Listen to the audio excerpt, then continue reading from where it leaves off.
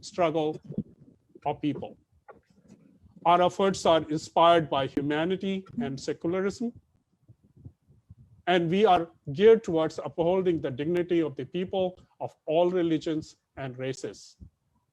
The path of Sulh Kul, the secular path shown by the great Mughal Emperor Akbar, is the correct path to maintain unity among the people of diverse ethnicity, culture, and religion. We believe democracy is the best known form of the government to promote peace and prosperity, and the state should be governed by the rule of law. We will stand against we will stand united against the forces that seek to destroy the unity among the people by taking advantage of the diversity and the creating hatred and animosity on the basis of religion, caste, language, and race. So that's a quick overview of our mission and values. And now I'd like to quickly introduce our core leadership team here. Tasawwur Jalali, our chairman. Tasawwur is an accomplished leader in the cybersecurity and an entrepreneur based in Silicon Valley, US. And Ritu Jha, she is a chief media officer, and she's a founder and editor of the Indica News based in San Francisco. And Irfan Ali, he's our chief digital officer. Irfan is a seasoned IT architect, accessibility engineer, and most of all, one of the outstanding singer. He's based in Princeton, New Jersey, US. And also Athar Ilahi, he's our joint secretary. He's a medical student and youth leader based in Kashmir. Probably he'll be joining us later in the program. So personally, I'm based in San Francisco, and I come from Lucknow in India. Most of my family is still based in different parts of India, and we have really deep connection to the Indian subcontinent. And today's webinar, COVID-19 pandemic in India, has a very personal connection. Like many of you, I have many family and friends that are impacted by this pandemic in India. It's really heart-wrenching to see many lives are being lost and untold suffering people are going through. So I'm really excited about this event. I'm really looking forward to ideas and constructive dialogue to make a difference in a fight against this pandemic. With this, I'd like to invite our chairman, Tasawwur Jalali, to set the stage for today's webinar. Thank you, Naren. Appreciate. I would not waste any more time. We're like 3 minutes into the webinar. So I'd like to set some kind of expectation rules of the webinar. We have about really accomplished speakers on the show today. So being respectful of everyone's time, I would request every speaker to keep their views to like 3 to 5 minutes max. I know sometimes it's not possible, but I would appreciate if you can, so that we have six speakers, we can go in about 30 minutes, and then we can go in the questions. The order would be one of the hosts, one of our members from Ibaadatkhana will introduce the guest speaker, and with that, we'll follow up with a question. So you'll answer the question, and then we'll go to the next speaker, and we'll introduce him and ask him a question, and we'll rotate like that. With that, I will hand it over to, Naren already gave the background at Ibaadatkhana, our purpose tonight. Without wasting any more time, I'll hand it over to Ritu, our chief spokesperson, to introduce and welcome our first guest and ask the question. And Ritu is also the founder of, which is the editor and a journalist and founder of Indica News. Ritu, you please take over. Thank you, and good evening and good morning to everyone. So let me introduce myself. I'm Ritu. I'm the founder of Indica News. And today I have an honor to introduce our first guest. Our first speaker is humble, modest, and believes in public service. He's a member of parliament and represents India's grand old party, the Congress, at Rajya Sabha, upper house of Indian Parliament. He's a Supreme Court lawyer by profession and also serves as a chairman of Chinar Foundation and senior vice president of Ibaadatkhana. Yes, I'm talking about Vivek Krishna Tankha, who presently is investing his time and money by helping people suffering from COVID in India and has lately sent 34 tons of liquid oxygen to Jabalpur that was distributed to the local medical college and hospital. I'm sure it would have saved hundreds of families. Welcome, Mr. Tankha, for your time and be part of the forum today. I have 3 questions actually prepared for you. I hope it goes well. First, who you hold responsible for the mess?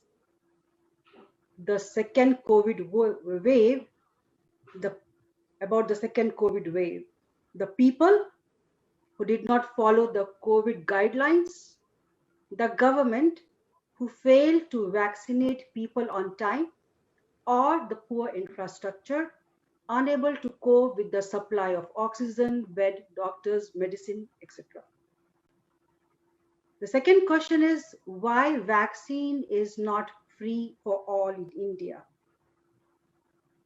And the third question, I think it's a little complicated, but you can make us understand because for the NRIs, many non-profits, they have reached out with this issue about Foreign Contribution Regulation Act, FCRA, law that was amended last September.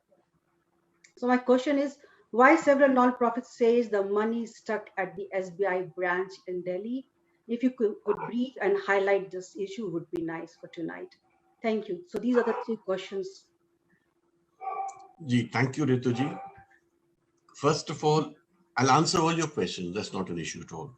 Thank you. But I'm very clear about one thing.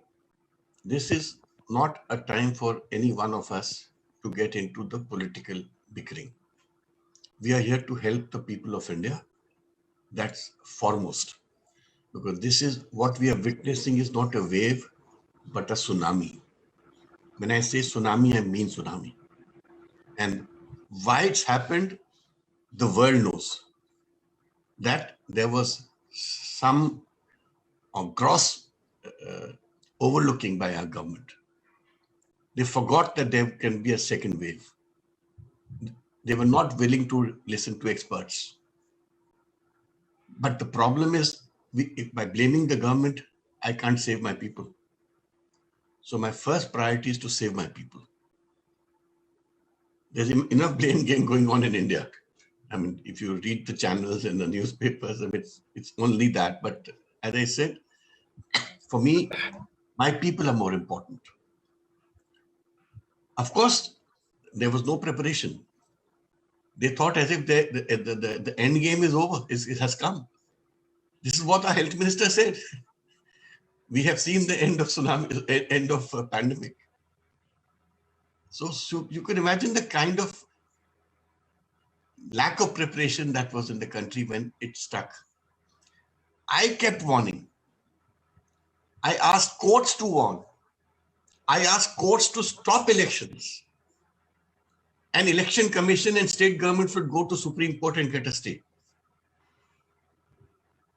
What does one do when the system is not understanding what is happening, going to happen? This isn't I'm talking of not April. I'm talking of much before April. We knew elections are bad. Elections could have come after 1 year. We knew Kumbh Mela should not be held with the magnitude that it had taken place. Everybody was warning. Every sensible person was warning. But unfortunately, sensible voices were not being heard. Dr. Trihan, who's my very good friend, Dr. Guleria I know so well. Dr. Trihan mentioned to me himself, this is about a month and a half back, when he came to my house, that Vivek, I have been crying horse for a month and a half that a second wave is coming. It seems nobody was listening. So if you don't listen to your experts, or if you don't give credence to your experts, this is what happens. Now, enough of that. Problem today is, in India, we were so unprepared. And in any case, even if we were prepared, we could not have combated what has happened. Where the magnitude is so huge today, because of our reasons, it has reached every village. You can't imagine what's happening in Uttar Pradesh. We have lost track of numbers. Nobody is even talking of numbers. How many people die in which village? They are not getting remdesivir. They are not getting oxygen. There are how many hospitals, and how many hospitals can give you how many beds? So it's a very pathetic condition we are faced with. So everyone has to do what he can in his own way and maybe in his own area. You can't, I can't spread myself in the entire country and say that I can solve the problems of the country. So each one is trying his best. Like the two states where I'm more focused are Madhya Pradesh and Chhattisgarh, because I belong to that area. I live in Delhi. I have a pan-India outlook. So I do things in Delhi and outside Delhi also because of friends. First thing I did was on 19th of April. I'll just give example of how things can be done to help people. So it will give ideas to people how they can help. 19th of April, I remember.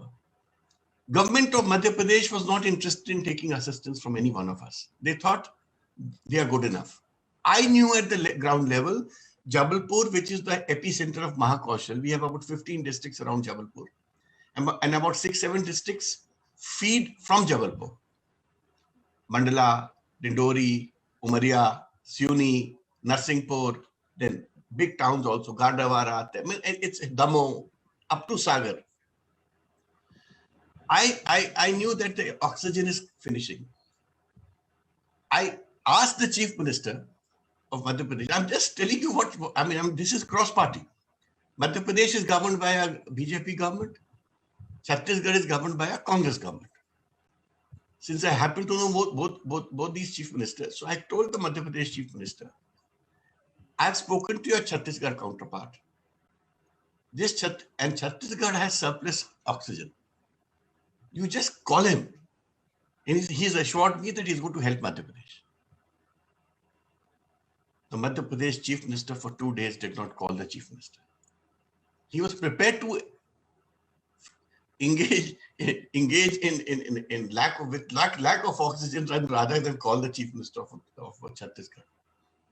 I called again the Chief Minister of Chhattisgarh to ask him whether, have you received a call from Madhya Pradesh CM? I expected him to tell me that, don't worry, even if he doesn't call me, I'll help you. He didn't say that. So I was frustrated. So I called up Naveen Jindal. And I said, Naveen, my town, which is the epicenter of Mahakaushal, is on the verge of collapse. Oxygen is finishing. Can you do something? He says, Vivek ji, if I have to save lives, I can close my factory. These are the words of Naveen Jindal, the same person who fought for the right of Indian national flag for citizens of India in Delhi High Court. He says, if I need to close my factory, I will do that to send oxygen. So within 3 minutes, he diverted 2 tankers of 16 tons each of liquefied oxygen to Jabalpur, which had left Rourkela for his factory in Raigad. And he sent those 2 tankers. In 16 hours, they reached Jabalpur. At 10 o'clock at night, when the tankers reached Jabalpur, and we took them to the medical college. The dean with all the doctors came out with folded hands, thanking the driver and the people who were standing there. That if this tanker had not reached us now, by 5 o'clock in the morning, our oxygen would have finished. And we supplied them 15 tons of liquefied oxygen at that time from one of the tankers. Army was standing next to in medical college because they didn't have oxygen in the military hospital. It was finishing. From there, Army in their own container took three tons of liquefied oxygen. Then once they had finished with these two, then they went to the other area and supplied it to the private hospitals also. What I'm trying to say, this is how the governments were prepared and this is how they were wanting to combat, which is pathetic. I can only feel sorry for myself that we have governance which is so callous about its own people. Even today, remdesivir is not available to the extent it is needed. I have a friend, some of you may know him, he's no more. He was my classmate. He was ex-minister, Ratnesh Solomon. His son and daughter-in-law were 2 days back taken to Jabalpur hospital from Damo. They are both, so daughter is pregnant 7 months. Daughter-in-law is pregnant 7 months. They giving me calls. Digvijay Singh ji is sending me messages. Vivek, do something. Vivek, do something. That get them remdesivir. I asked the doctor. I said, can't we give them remdesivir? He says, my problem is we used to get some supply from the companies which has been stopped. And what government gives me is 30 vials when I have 76 patients. And these two are the additions to that 76. Today, I have to talk to the Red Cross and arrange remdesivir for them. So what is happening actually is at the ground level, each man, each person, each individual is fighting for his own life. It's not, and you know, people are trying to help from all sides to the extent they can. Whether it's oxygen to hospitals, people want, what is the percentage of people who are reaching the hospital this time? 20%, 10%, 80% don't even reach the hospital. They need oxygen. Where are the cylinders? Where do you get them filled? So what I'm trying to say is we are fighting a minute to minute, hour to hour, day to day battle. Everybody has to be contributing in his own way to save lives and people. Delhi, I took the initiative with Rotary International because the world president of Rotary, which is headquartered in US, is an Indian this time, who will take over from 1st July, Shekhar Mehta. I mean, his position is like that of a Secretary General of the United Nations virtually. Shekhar is very keen to help India. So he has involved me with Rotary, and he says, Vivek, you are a senior Rotarian, I was a district governor. He says, you help me with all the states. So I've attended many all India Rotary VCs with him, with all the district governors. There are 40 district governors in India. We've started these extension hospitals, concept of extension hospitals. In public hospitals, we are offering government through Rotary, and now Tata Sons has also jumped in. We are all together to give 100-bedded or 50-bedded or 200-bedded extension hospitals for COVID care. The first one is coming up in Ambedkar Hospital, Rohini. I'm coordinating the whole thing with the Rotary leaders. It takes 3 weeks. It is a packed. The whole thing is foldable. And this is a concept developed by the Prime Minister's scientific advisors through alumni of IIT Madras. But they have their own limitations because they can only work on 9 orders. They already have 9. So now Tata Sons has chipped in. So we are putting up 5 such projects in Chhattisgarh with Tata Sons, where Rotary and Tata Sons will contribute half to set up these extension hospitals in Chhattisgarh. Gradually, we want to make this an all India thing. And we are doing this with public hospitals, not with private hospitals. We are strengthening public hospitals, because that is where people are not charged and the poor people go. In 10 hospitals of Delhi, there was a dealer who had 10 plants. There are 2 types of plants, oxygen plants, PSA and VSA. PSA is a smaller version and VSA is the bigger version. In PSA, you can straight away supply oxygen to 25 people, normal people. But if you have ventilators, then you can only give it to 5, 7 because they consume more. VSA would be about 50, 60. We are giving this to smaller hospitals to save people. We had 10 plants, which we had, for which Rotary was paying. 5 have been installed in 5 hospitals in Delhi.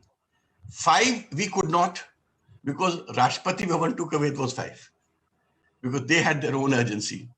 So we couldn't tell them that you can't take our water. So they are replacing those. They have replaced those 5 with another 5 in these 2-3 days, and by today or tomorrow another 5 would be installed. So we are trying to support through various NGO efforts and organizations like this. Today, from Canada, concentrators are arriving. They must have arrived in Gujarat because now they are dispersing flight movement to different airports. I protested to the government that all your aid that is coming from abroad is choked in your ports. It is choked in your airports. People are not even getting access to it. So if you choke it, then the purpose is lost. So now they have taken a decision and they are, I think, dispersing it to different airports. So the Canadian consignment is coming to Gujarat. I have another question. I understand you're talking about the supply, and I know the government came pretty late into this scenario. Vaccine, which is now the only hope to, going forward, why it is priced prices at 3 different places? So secondly, why it has to be priced? Point number 1. Because everybody cannot afford. You're right. This is a policy decision of the government. People are protesting against this differentiation.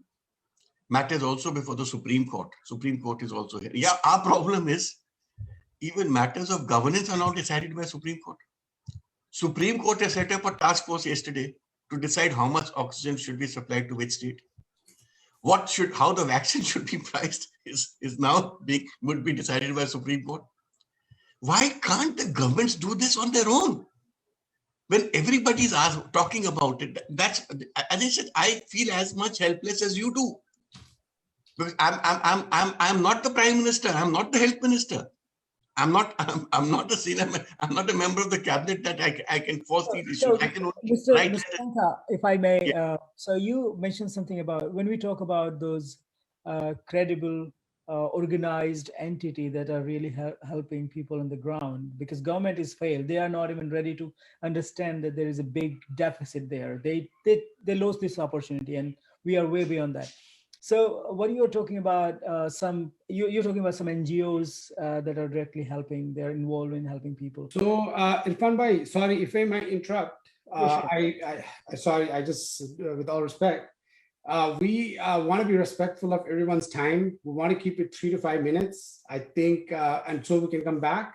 Everybody, all guests, we consider and really appreciate everyone's time.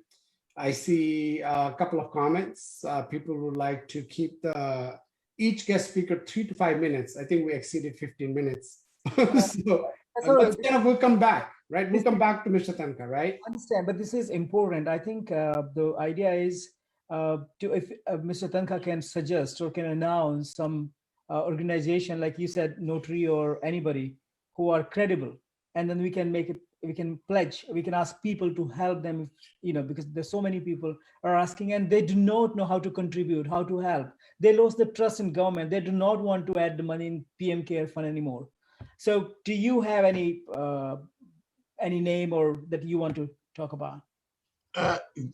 I'm sure people would have other names. I have no issues on that. But one of the most credible organizations in India is Rotary International. It has 2 lakh members, from Adarsh Poonawala to Dr. Trihan. Everybody's a member. Every who's who of India is a member of Rotary. So things move, and we have more than 7,000, 8,000 clubs.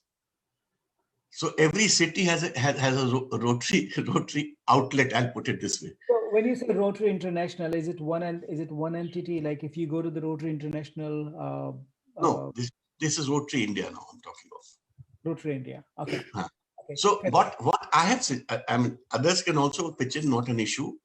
But what I have suggested to the international president, and Mr. Kamal Sangvi is the South Asia head of Rotary. I have requested him to also join us.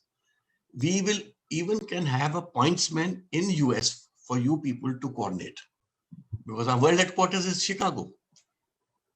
So to facilitate, because I'm sure lots of people will be wanting to send things for particular set of people, a community or a state or a region where they belong to. So that we also engage, we are also able to fulfill their desires. Like if Irfan says, I'm from Delhi, I'll be happy if this aid can reach Delhi. If I send it to an NGO, say in Madhya Pradesh directly, they may use the whole thing in Madhya Pradesh. But you may have a dispersed crowd which may want to help others also. So fair enough, Mr. Tankha. So we'll talk more about it. Tasawwur? Yeah, I think, Irfan, your question is relevant, but like I said, we'll just kind of go around.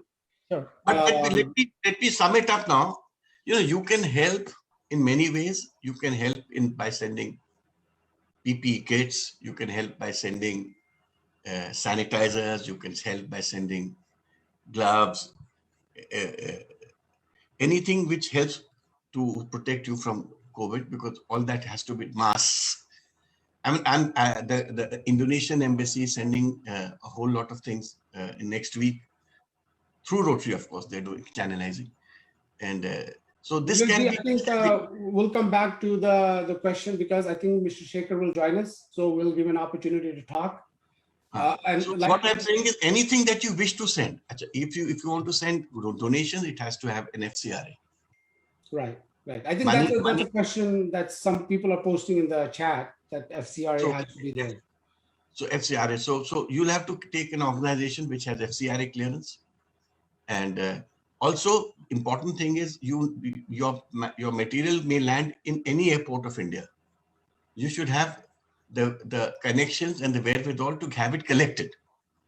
Somebody, suppose it lands in Rajasthan, or it lands in Gujarat, or it lands in Madhya Pradesh or Indore, and it has to go to Delhi, it has to go to Bombay. So you need to have a system where there are people who can receive it, collect it. Yes, whatever questions are required, we'll answer later.